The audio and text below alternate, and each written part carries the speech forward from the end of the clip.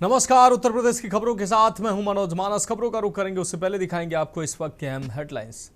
North take symposium 2026 में CM योगी पहले स्वदेशी हथियारों का देखा दम, हथियारों की प्रदर्शनी का शुभारंभ किया।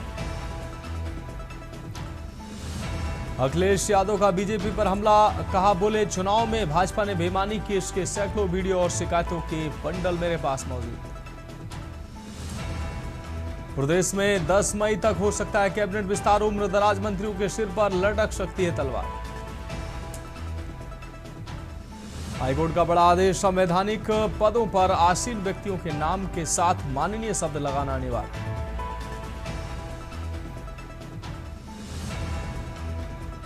बलिया में भीषण हादसा, मैजिक वाहन पलटा, 8 लोगों को कुचलते हुए गुजरा ट्रक, 4 की मौत, 3 के सिर घायल। शाहजहांपुर में शादी से एक दिन पहले प्रेमी युगल ने दी जान, पेड़ से लटके मिले दोनों के शव, घटना से इलाके में हड़कंप। आप देख रहे हैं के न्यूज, खबरों का सारथी। अब बढ़ेंगे खबरों की ओर। लखनऊ से अहम खबर है, जहां प्रमुख सचिव सिंचाई की समीक्षा बैठक, सभी ईएनसी और ईएनसी एचओडी बैठक में मौजूद रहे। सिंचाई विभाग के वीवीआईपी गेस्ट हाउस में बैठक, यूपी सिंचाई विभाग के कई अफसर भी बुलाए गए। बाढ़ परियोजनाओं को लेकर यह बैठक आयोजित की गई। यूपी सिंचाई विभाग के कई अफसर बुलाए गए। सभी ईएनसी और ईएनसी एचओडी बैठक में रहे मौजूद। सिंचाई विभाग के वीवीआईपी गेस्ट हाउस में बैठक आयोजित की गई।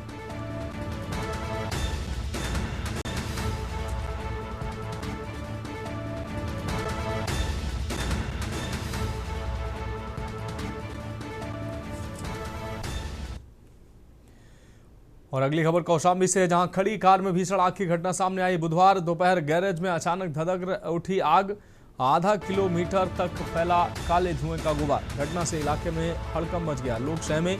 ग्रामीणों ने कड़ी मशक्कत के बाद आग पर काबू पाया है। समय रहते बड़ा हादसा टला है, नहीं हुई जनहानि। पिपरी थाना क्षेत्र के महमूदपुर मनेरी बाजार की यह घटना।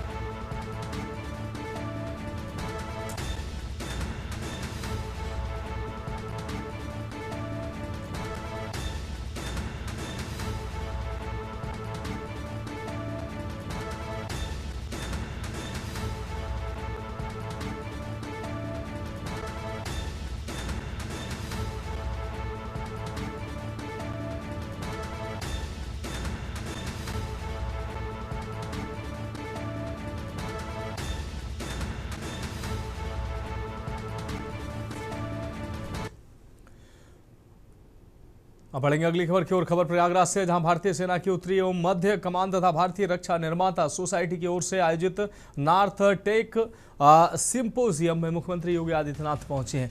न्यू कैंट स्थित कोबरा ऑडिटोरियम में आयोजित तीन दिवसीय आयोजन नॉर्थ टेक सिंपोजियम 2026 के अंतिम दिन स्वदेशी हथियारों का प्रदर्शन किया गया।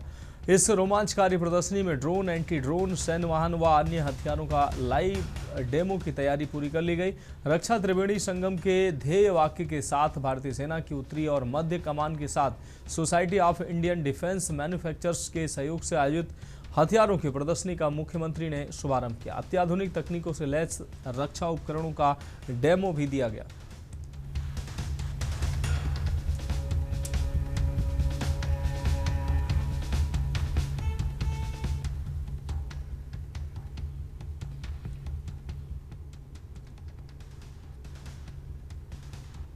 उदारता हमारा संस्कार है, करुणा हमारा स्वभाव, परंतु हमें यह ध्यान रखना होगा कि जो सुरक्षित है वही समृद्ध भी। उदारता की रक्षा के लिए उतनी ही शक्ति भी चाहिए, उतनी ही सामर्थ्य भी चाहिए।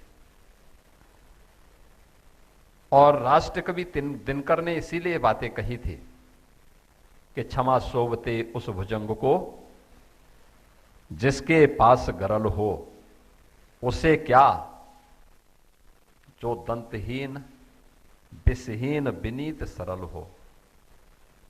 याद रखना, जिसके पास शक्ति होगी, सामर्थ्य होगी, वही अपनी संवेदना भी दे पाएगा और वही संस्कार भी दे पाएगा। कि कानून व्यवस्था में ये सुधार आज उत्तर प्रदेश के अंदर रक्षा उद्योग के विस्तार में भी हमें मदद किया है। यानी ये दोनों एक ही संकल्प के दो अलग अलग रूप हैं। कानून व्यवस्था हमारे लोकल उत्तर प्रदेश के लिए आवश्यक थी, लेकिन उस कानून व्यवस्था का परिणाम आज हम उत्तर प्रदेश के अंदर हर सेक्टर में अच्छा निवेश को यहां पर लाने में सफल हुए हैं और उसी का परिणाम है कि defence manufacturing corridor Uttar Pradesh के अंदर तेजी के साथ आगे बढ़ता हुआ दिखाई दे रहा है। राज्य सरकार के स्तर पर भी आईआईटी कानपुर के साथ में हम ड्रोन के सेंटर ऑफ एक्सीलेंस को विकसित करने के दिशा में कार्य कर रहे हैं। उत्तर प्रदेश गवर्नमेंट का अपना स्टेट फॉरेंसिक इंस्टीट्यूट, इसमें भी हम लोगों ने इन सभी सेक्टर पर अपने कुछ नए सेंटर ऑफ एक्सीलेंस विकसित किए हैं, जिसको हम तेजी के साथ आगे बढ़ा रहे हैं। मुझे प्रसन्नता है कि पिछले कुछ समय से हम लोगों ने इस दिशा में जो प्रयास प्रारंभ किया है, आज उत्तर प्रदेश के अंदर 21,000 से अधिक स्टार्टअप्स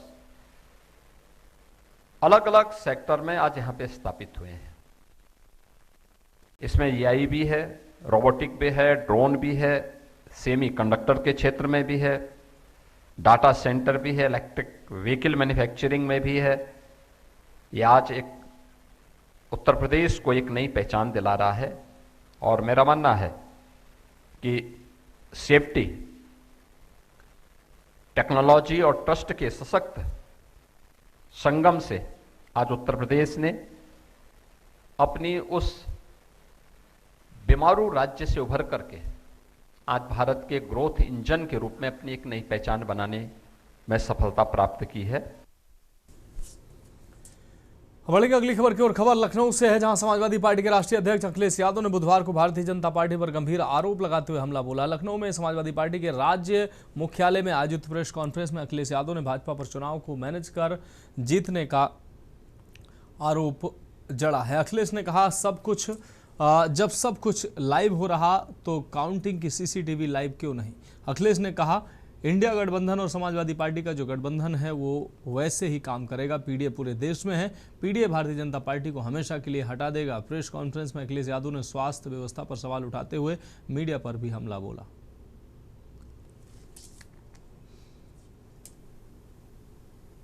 हमारी मांग है, ये जानकारी के साथ साथ मांग है हमारी कि सुप्रीम कोर्ट तत्काल संज्ञान ले और बंगाल की मतगणना की सीसीटीवी पूरे देश के सामने लाइव उपलब्ध कराई जाए।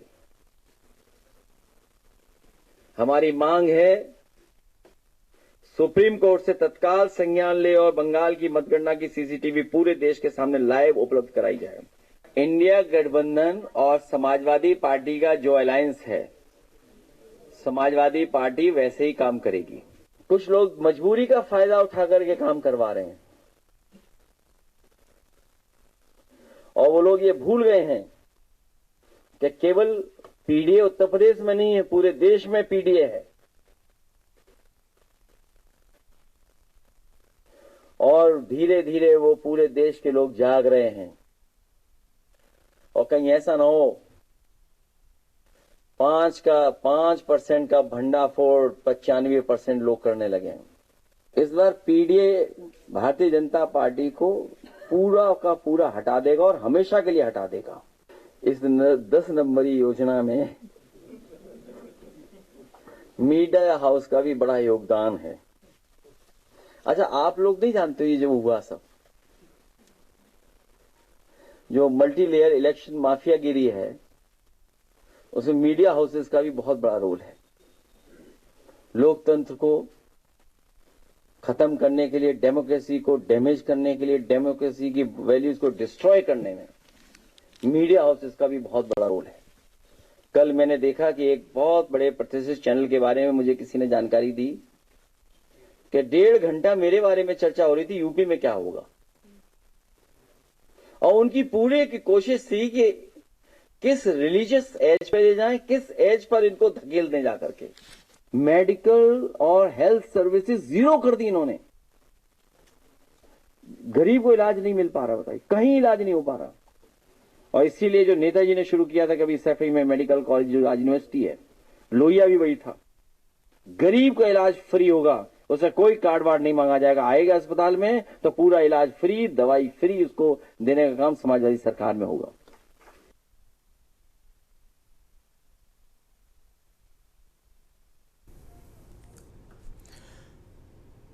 अब रुक करेंगे अगले अहम खबर का। खबर उन्नाव से है, जहां बीजेपी के 2 विधायकों के बीच जमीन विवाद खुलकर सामने आया है। आपको बता दें, मोहान विधायक ब्रजेश रावत ने सदर विधायक पंकज गुप्ता और उनकी बहन पर जमीन कब्जाने की कोशिश का आरोप लगाया है। मोहान विधायक ब्रजेश रावत का दावा है कि ननिहाल से मिली 6 बीघा जमीन पर कब्जे की कोशिश हुई है। मौके पर गाली गलौज और हाथापाई का भी आरोप मोहान विधायक ब्रजेश रावत ने लगाया है। वहीं दूसरे पक्ष सदर विधायक पंकज गुप्ता ने आरोपों को गलत बताया। पंकज गुप्ता ने अपना पक्ष रखते हुए कहा कि अगर चाहे तो पैमाइश करा ले, सच सामने आ जाएगा। सदर विधायक ने जिलाधिकारी को पत्र लिखकर पूरे प्रकरण की निष्पक्ष जांच कराने और साक्ष्यों व अभिलेखों के आधार पर निर्णय लेने का अनुरोध किया है, जिसमें लिखा विधायक ब्रजेश रावत की भूमि पर किसी प्रकार का अवैध कब्जा है तो तत्काल पैमाइश कराकर उन्हें कब्जा दिलाया जाए, चाहे कब्जाधारी कोई भी हो। साथ ही ये भी कहा कि मेरा इस विवाद से व्यक्तिगत रूप से कोई लेना देना नहीं है। पूरे मामले को लेकर दोनों पक्षों ने पुलिस और प्रशासन को तहरीर दी है, जिसके बाद सदर कोतवाली पुलिस मामले की जांच में जुटी है।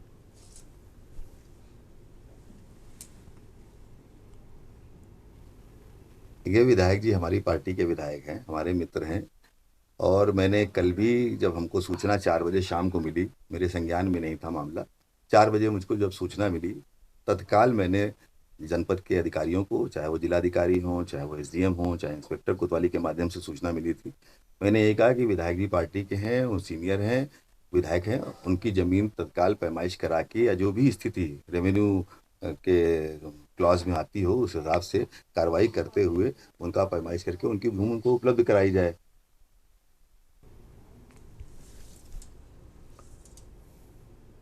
बढ़ेंगे अगली खबर की ओर। जनपद सोनभद्र के रावटगंज स्थित राष्ट्रीय लोकदल के जिला कार्यालय पर आज पूर्व केंद्रीय मंत्री, राष्ट्रीय लोकदल पार्टी के संस्थापक स्वर्गीय अजीत चौधरी का कार्यकर्ताओं द्वारा पुण्यतिथि मनाई गई। जिला अध्यक्ष श्रीकांत त्रिपाठी के द्वारा पूर्व केंद्रीय मंत्री के चित्र पर पुष्प अर्पित कर श्रद्धांजलि दी गई। इस मौके पर भारी संख्या में कार्यकर्ता मौजूद रहे। बातचीत के दौरान जिला अध्यक्ष श्रीकांत त्रिपाठी ने बताया कि चौधरी साहब हमेशा किसानों, नौजवानों और नक्सल उन्मूलन को लेकर लगातार प्रयासरत रहे और उनके द्वारा सोनभद्र जिले में किसानों के हित को देखते हुए नहरों का निर्माण भी कराया गया था, जिससे कि किसानों को किसी प्रकार की समस्या उत्पन्न न हो। आज उनके पुण्यतिथि के अवसर पर उन्हें कार्यकर्ताओं द्वारा पुष्प अर्पित कर नम आंखों से श्रद्धांजलि दी गई।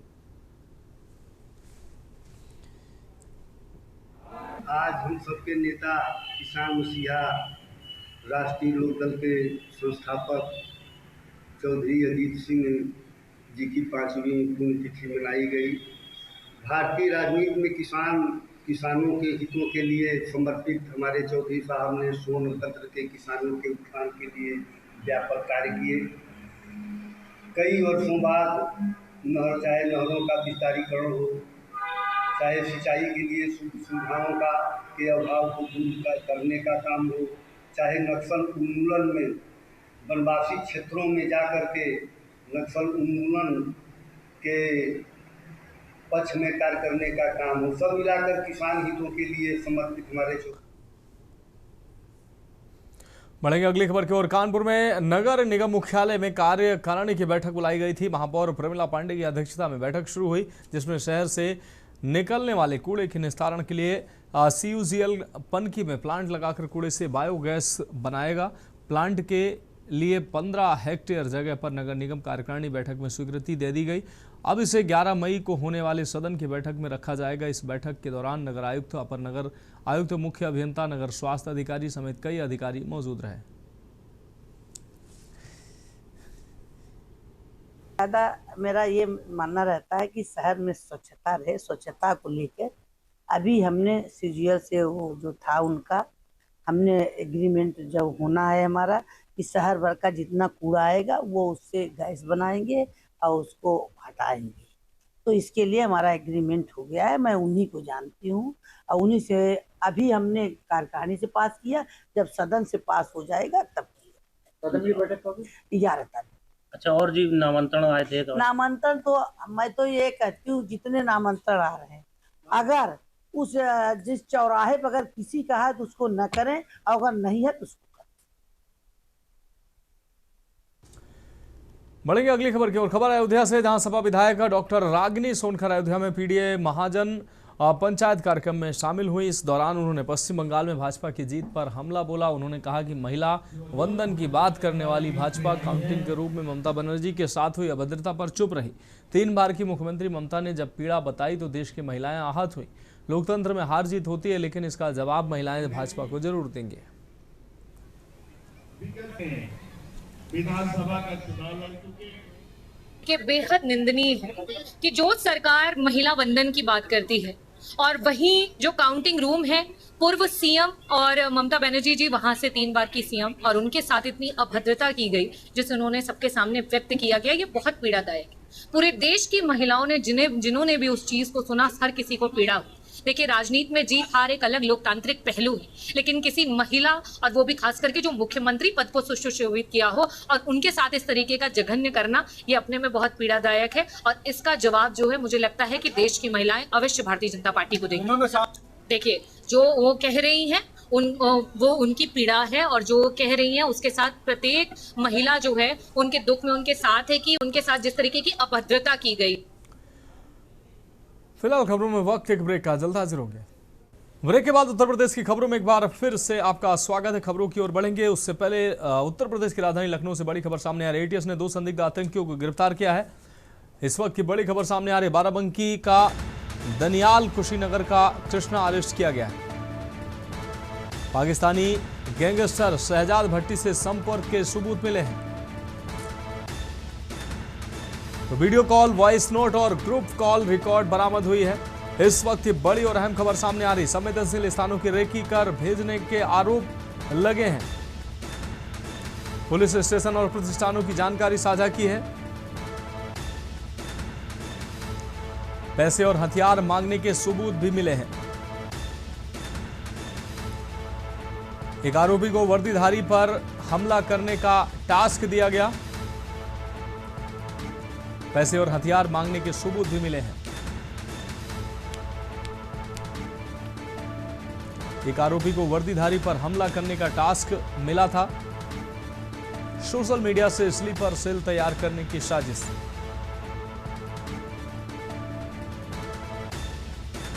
तो लखनऊ से एटीएस ने 2 संदिग्ध आतंकियों को गिरफ्तार किया। यह अहम खबर उत्तर प्रदेश की राजधानी लखनऊ से आपको दिखा रहे हैं। बाराबंकी का दानियाल और कुशीनगर का कृष्णा अरेस्ट किया गया है। पाकिस्तानी गैंगस्टर शहजाद भट्टी से संपर्क के सबूत मिले हैं।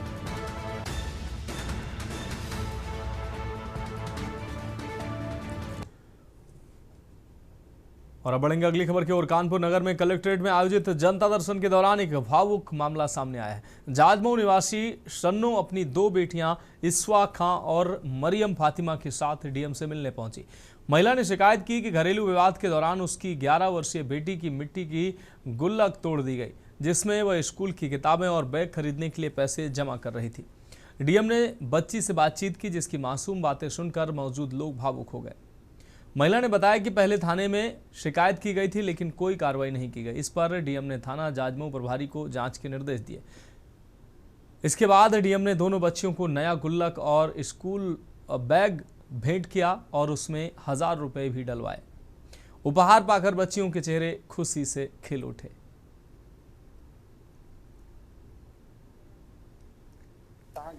शासन की तरफ से जिलाधिकारियों के लिए निर्देश है कि वो 10 से 12 जनता दर्शन में उपलब्ध रहेंगे। इसी दौरान में एक लेडी मेरे पास में आई थी और उनके 2 बच्चियां भी साथ में आई थी, और उन्होंने अपने परिजनों पर ही एक आरोप लगाया जाजमऊ थाना क्षेत्र में कि उनके परिजनों ने बच्चों की गुल्लक भी कुछ चुरा ली है, कुछ अन्य सामान भी।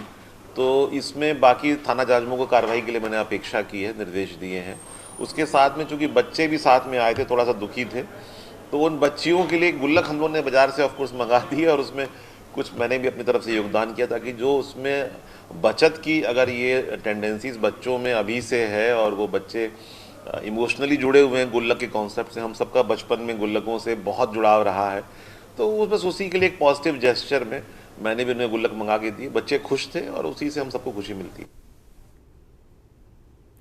अब बढ़ेंगे अगली खबर की ओर। भगवान श्री राम की तपोभूमि चित्रकूट में पद्म विभूषण से सम्मानित श्री तुलसी पीठाधीश्वर जगत गुरु स्वामी रामभद्राचार्य महाराज द्वारा स्थापित जगत गुरु रामभद्राचार्य दिव्यांग राज्य विश्वविद्यालय का 9वां दीक्षांत समारोह 11 मई को होना सुनिश्चित हुआ है। आपको बता दें कि यह दीक्षांत समारोह विश्वविद्यालय के राज्य विश्वविद्यालय के रूप में प्रतिष्ठापित होने के पश्चात आयोजित होने वाला पहला दीक्षांत समारोह है, जिसमें मुख्य अतिथि के रूप में केंद्रीय रक्षा मंत्री राजनाथ सिंह मौजूद रहेंगे। समारोह की अध्यक्षता विश्वविद्यालय के जीवन पर्यंत कुलाधिपति जगत गुरु स्वामी श्री रामभद्राचार्य जी करेंगे। कार्यक्रम में विशिष्ट अतिथि के रूप में उत्तर प्रदेश के मुख्यमंत्री योगी आदित्यनाथ जी मौजूद रहेंगे।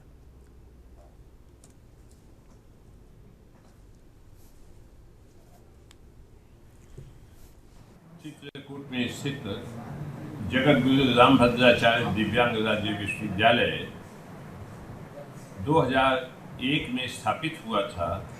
यह देश का पहला दिव्यांग विश्वविद्यालय है। 2023 में राज्य शासन के राज्य विश्वविद्यालय में 50% दिव्यांग और 50% समावेशी छात्र हैं। अब बढ़ेंगे अगली खबर क्या। अयोध्या में ट्रक फाइनेंस और बीमा धोखाधड़ी से जुड़े मामले में एसीजेएम प्रथम कोर्ट में परिवाद दर्ज किया गया। मामले की पैरवी वरिष्ठ अधिवक्ता मार्तंड प्रताप सिंह कर रहे हैं। शिकायत में आरोप है कि ब्रजेश यादव की हत्या के बाद उसके नाम पर लिए गए ट्रकों के फाइनेंस और बीमा क्लेम में धोखाधड़ी की गई। इसमें कोटक महिंद्रा फाइनेंस और न्यू इंडिया इंश्योरेंस से करोड़ों रुपए की क्लेम लेने के आरोप भी शामिल है। मृतक के पिता की शिकायत पर फाइनेंस कंपनियों के मैनेजर के खिलाफ मामला दर्ज कर कोर्ट में अगली सुनवाई 30 तारीख को होगी। अयोध्या में ट्रक फाइनेंस और कथित बीमा धोखाधड़ी से जुड़े मामले में एसीजेएम प्रथम कोर्ट में परिवाद दर्ज किया गया है।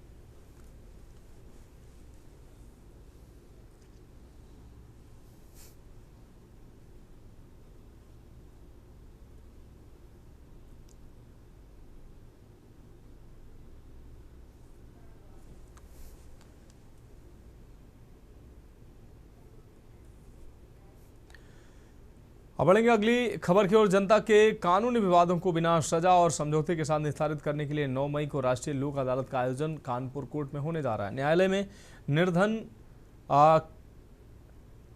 की ओर से आधारित इस थीम पर अदालत के माध्यम से जनता को कानून पर विश्वास दिलाने के साथ मुकदमों को समझौता के साथ खत्म किया जाएगा। अधिक से अधिक लोग लोक अदालत में आकर अपने विवादों को खत्म करेंगे। इसके लिए कानपुर जिला विधिक सेवा प्राधिकरण द्वारा जागरूकता अभियान चलाया जा रहा है।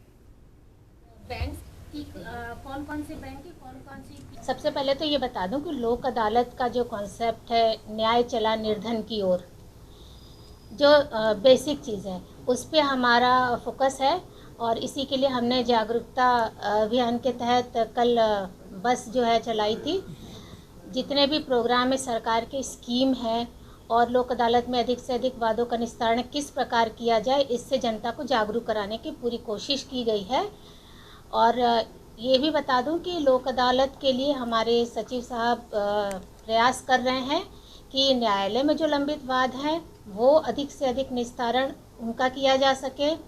देखिए, एक तो जागरूकता अभियान जो चला रहे हैं आप लोग भी एक माध्यम है, क्योंकि आप लोगों के माध्यम से हम जनता को ये बताना चाहते हैं कि लोक अदालत में जो कुछ भी तय होता है वो हमारी तरफ से थोपा नहीं जाता है। हम पक्षकारों को प्रोत्साहित करते हैं कि उनके बीच जो विवाद है वो स्वयं उसका सुलह कर ले आपस में समझौता करके, और उसमें क्या होना है ये पक्षकारों द्वारा ही तय किया जाता है। हम बस उसमें उनको सहयोग प्रदान करते हैं। और पारिवारिक न्यायालय में जिस प्रकार के भी मामले हैं, चाहे वो तलाक से जुड़ा हुआ है या वैवाहिक जीवन के उनको फिर से वापस जोड़ने के लिए पुनर्स्थापन के लिए है या भरण पोषण से संबंधित है नहीं, लोक अदालत के माध्यम से सुलह समझौते के आधार पर मुकदमे निपटाए जाते हैं। और जो शमनी या क्रिमिनल बाधित जो हैं, जिनमें कि केवल फाइन से शमनी मामले हैं, उनका निस्तारण होता है। लोक अदालत में सज़ा की कोई ऐसी व्यवस्था नहीं है, और अगर ऐसी कोई भ्रांति है तो वो गलत है। और जो सिविल मामले हैं उनमें पक्षकार उपस्थित होते हैं और आपसी सुलह समझौते से वो मामले को निस्तारित करते हैं। किसी की हार या जीत क्या वो इसमें नहीं होता है, दोनों ही विन विन सिचुएशन में जाते हैं यहाँ से। और इससे देखिए, एक तो उनके समय की बचत होती है, पैसे की बचत है, और साथ ही साथ जो न्यायालय के ऊपर इतने मुकदमों का बोझ है उसकी संख्या में कमी आती है। फिलहाल उत्तर प्रदेश की खबरों में अभी के लिए इतना ही। मुझे दीजिए इजाजत और आप देखते रहिए के न्यूज़ इंडिया। गोल्डी मसाले लाए हैं